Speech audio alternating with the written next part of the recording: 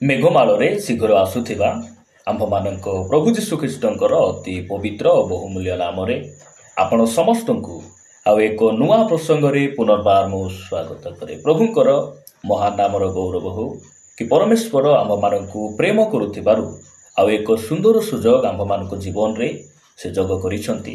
ସେଥିପାଇଁ ପରମେଶ୍ୱରଙ୍କୁ ମୁଁ ହୃଦୟ ସହିତ ଧନ୍ୟବାଦ ଦିଏ। ପ୍ରିୟ ପ୍ରଭୁଙ୍କ ଲୋକମାନେ, ଆସନ୍ତୁ ଆଜି ଆମେ ପରମେଶ୍ୱରଙ୍କ ବାକ୍ୟରୁ ଆଉ ଏକ ପ୍ରସଙ୍ଗରେ ଅଳ୍ପ ସମୟ ଧ୍ୟାନ କରିବା ପାଇଁ ଯିବା। ଆଜି ଆମେ ପରିବାର ବିଷୟରେ ଅଳ୍ପ ସମୟ କଥାବାର୍ତ୍ତା ହେବା। ଯେଉଁ ପ୍ରସଙ୍ଗରେ ବାକ୍ୟରୁ ଆମେ ଧ୍ୟାନ କରିବା ସେହି ପ୍ରସଙ୍ଗର ଶୀର୍ଷକ ହେଲା ଜୀବିତ ପରିବାର। ଆଜିର ପ୍ରସଙ୍ଗ ହେଲା ଜୀବିତ ପରିବାର। ବାସ୍ତବରେ ଜୀବିତ ପରିବାରର ଗୁଣ କିପରି ହେବା ଆବଶ୍ୟକ ରହିଛି, ଆଜି ଆମେ ବାକ୍ୟରୁ ଅଳ୍ପ ସମୟ କଥାବାର୍ତ୍ତା ହେବା। ଜୀବିତ ପରିବାରର ଚିହ୍ନ ଲକ୍ଷଣ ଗୁଡ଼ିକ କିପରି ହେବା ଆବଶ୍ୟକ ରହିଛି। ଯେଉଁ ସମୟରେ ପ୍ରଭୁ ଯୀଶୁଖ୍ରୀଷ୍ଟ ଏହି ପୃଥିବୀ ପୃଷ୍ଠରେ ଥିଲେ, ସେ ଅନେକ ପରିବାରକୁ ସେ ଭିଜିଟ୍ କଲେ। ଦୁଃଖିତ ପରିବାରରେ ଗଲେ, ସେ ଆନନ୍ଦକୁ ନେଇ ଆସିଲେ। ମୃତ୍ୟୁ ଘଟିଥିବା ପରିବାରକୁ ଗଲେ, ସେ ଜୀବନ ପ୍ରଦାନ କଲେ। ରୋଗଗ୍ରସ୍ତ ପରିବାରକୁ ଗଲେ, ସେ ପରିବାରରେ ସେ ସୁସ୍ଥତା ପ୍ରଦାନ କଲେ। ପାପୀମାନଙ୍କ ପରିବାରକୁ ଗଲେ, ଆଉ ସେ ପାପରୁ ଉଦ୍ଧାର କଲେ, ପରିତ୍ରାଣ ଦେଲେ। ଅଶାନ୍ତି ଘଟିଥିବା ପରିବାରକୁ ସେ ଗଲେ, ଆଉ ଶାନ୍ତି ପ୍ରଦାନ କଲେ। ଆମେ ସେହି ପରମେଶ୍ୱରଙ୍କର ସେବା କରୁଛୁ, ଯେଉଁ ପରମେଶ୍ୱର ମୃତ୍ୟୁକୁ ଜୀବନରେ ପରିଣତ କରନ୍ତି, ଆଉ ଦୁଃଖକୁ ଆନନ୍ଦରେ ପରିଣତ କରନ୍ତି, ଅଶାନ୍ତିକୁ ଶାନ୍ତିରେ ପରିଣତ କରନ୍ତି।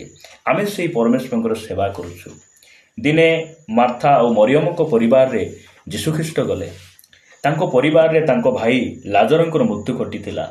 ଆଉ ସେହି ପରିବାରରେ ଯୀଶୁଖ୍ରୀଷ୍ଟ ଯେତେବେଳେ ଗଲେ, ସେହି ମୃତ୍ୟୁ, ସେହି ଦୁଃଖକୁ ସେ ଆନନ୍ଦରେ ପରିଣତ କଲେ। ମୃତ ଲାଜରକୁ ସେ ଜୀବନ ପ୍ରଦାନ କଲେ।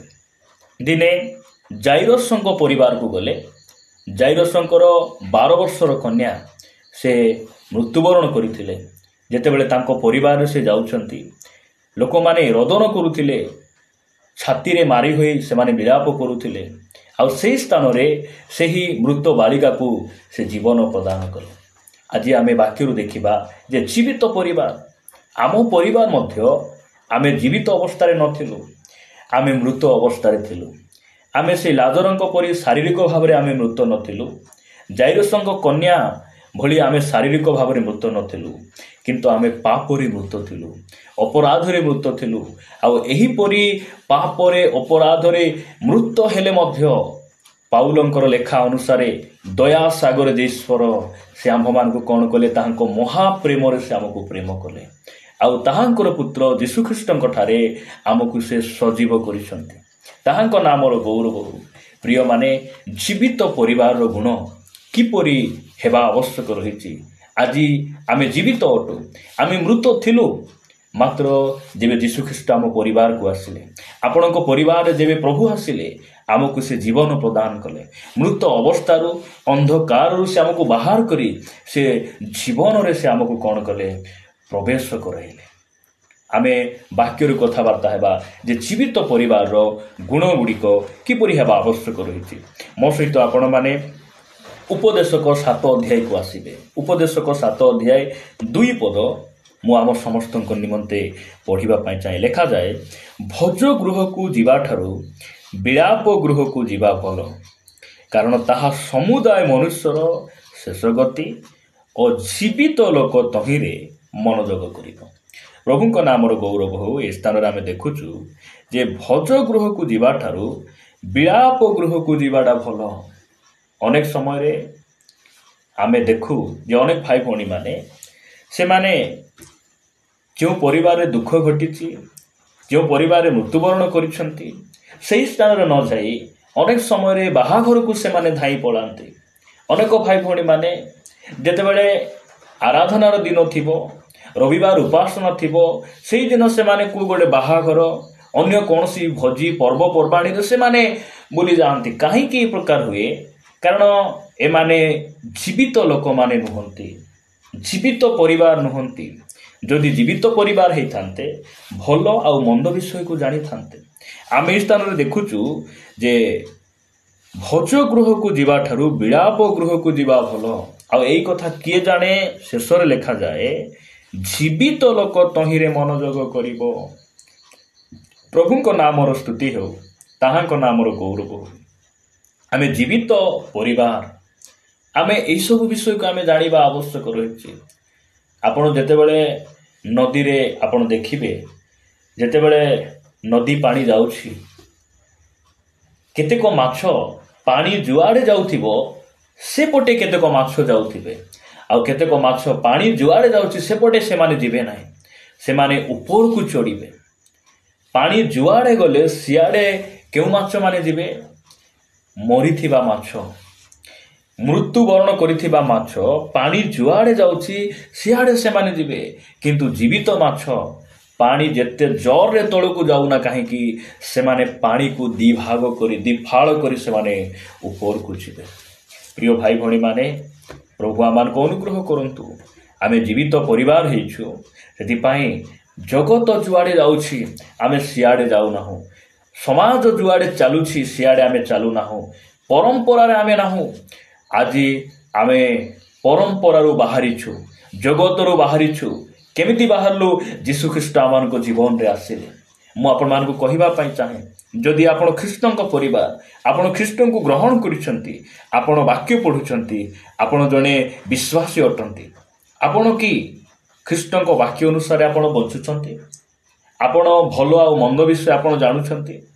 ଅନେକ ଭାଇ ଭଉଣୀମାନେ, ସେମାନେ ଯେଉଁଦିନ ଆରାଧନା ଥିବ, ମଣ୍ଡଳୀ ସହଭାଗିତା ଥିବ, ସେମାନେ ହାଟ ବଜାରକୁ ଯାଇଥିବେ, ସେମାନେ ନଦୀକୁ ପଳାଇଥିବେ, କପଡ଼ା ଲତା ସଫା କରିବା ପାଇଁ ଯାଇଥିବେ, ସେମାନେ ବାହା ଭୋଜି ବିଭିନ୍ନ ପର୍ବପର୍ବାଣିରେ ସେମାନେ କ'ଣ କରିବେ? ସେମାନେ ବୁଲିବା ପାଇଁ ଯାଇଥିବେ। ମାତ୍ର ଏଇସବୁ ବିଷୟ ଗୋଟେ ଜୀବିତ ଲୋକଙ୍କୁ ଜଣାପଡ଼ିବ। ଜୀବିତ ଲୋକର ଦେହରେ ଅଳ୍ପ କିଏ ଯଦି ଛୁଇଁ ଦେବେ, ଅଳ୍ପ ଟିକେ ଧୂଳି ତାଙ୍କ ଉପରେ ପଡ଼ିଲେ ମଧ୍ୟ ସେମାନେ ଉଠି ବସିବେ, ଠିଆ ହେଇଯିବେ। କିନ୍ତୁ ଜଣେ ମୃତ ଲୋକ ଉପରେ, ତା ଉପରେ ବଡ଼ ଟ୍ରକ୍ଟି ଚଢ଼େଇ ଦିଅନ୍ତୁ, ତା ଉପରେ ଟ୍ରେନ୍ ମାଡ଼ି ଯାଉ, ତା ଉପରେ ବାଗ ଡେଉଁ, ଯାହା ବି ହେଉ, ସେ କିଛି ଜାଣିପାରେ ନାହିଁ, କାରଣ ସେ ମୃତ ହେଇଯାଇଛି। ଆଜି ଅନେକ ଖ୍ରୀଷ୍ଟିଆନ ଭାଇ ଭଉଣୀମାନେ, ସେମାନେ ମୃତ ପ୍ରାୟ ସେମାନେ ଜୀବନଯାପନ କରୁଛନ୍ତି।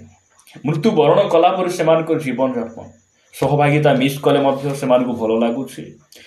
ସିନେମା ସିରିଏଲରେ ମାତି ରହିଲେ ମଧ୍ୟ ସେମାନଙ୍କୁ କିଛି ଫରକ ପଡ଼ୁନାହିଁ, କାରଣ ସେମାନେ ମୃତ୍ୟୁ ଅବସ୍ଥାକୁ ସେମାନେ ଯାଉଛନ୍ତି। ପ୍ରଭୁ ଆମମାନଙ୍କୁ ଅନୁଗ୍ରହ କରନ୍ତୁ।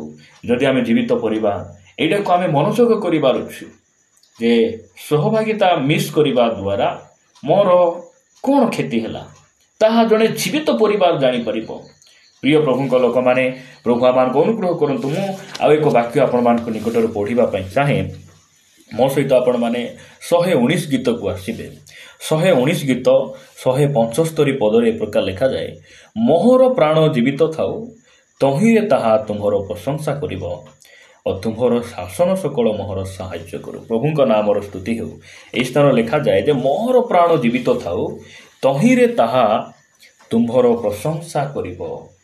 ଜୀବିତ ପରିବାର, ସେମାନେ ପ୍ରଭୁଙ୍କର ପ୍ରଶଂସା କରିବେ। ପ୍ରଭୁଙ୍କୁ ସେମାନେ ଦୋଷାରୋପ କରିବେ ନାହିଁ, ସେମାନେ ପ୍ରଭୁଙ୍କର ପ୍ରଶଂସା କରିବେ। କେତେବେଳେ ପ୍ରଶଂସା କରିବେ? ସବୁ ଅବସ୍ଥାରେ ସେମାନେ ପ୍ରଭୁଙ୍କର ଧନ୍ୟବାଦ କରିବେ। ଅନେକ ଭାଇ ଭଉଣୀମାନେ, ସେମାନେ ମଣ୍ଡଳୀରେ ଆସନ୍ତି ସତ କଥା, କିନ୍ତୁ ସେମାନେ ମୁଖ ଫିଟାନ୍ତି ନାହିଁ, ହାତ ହଲାନ୍ତି ନାହିଁ, ଆଣ୍ଠୁ ମାରିପାରନ୍ତି ନାହିଁ, ସେମାନେ କିଛି ମଧ୍ୟ ସେମାନେ କରିପାରନ୍ତି ନାହିଁ।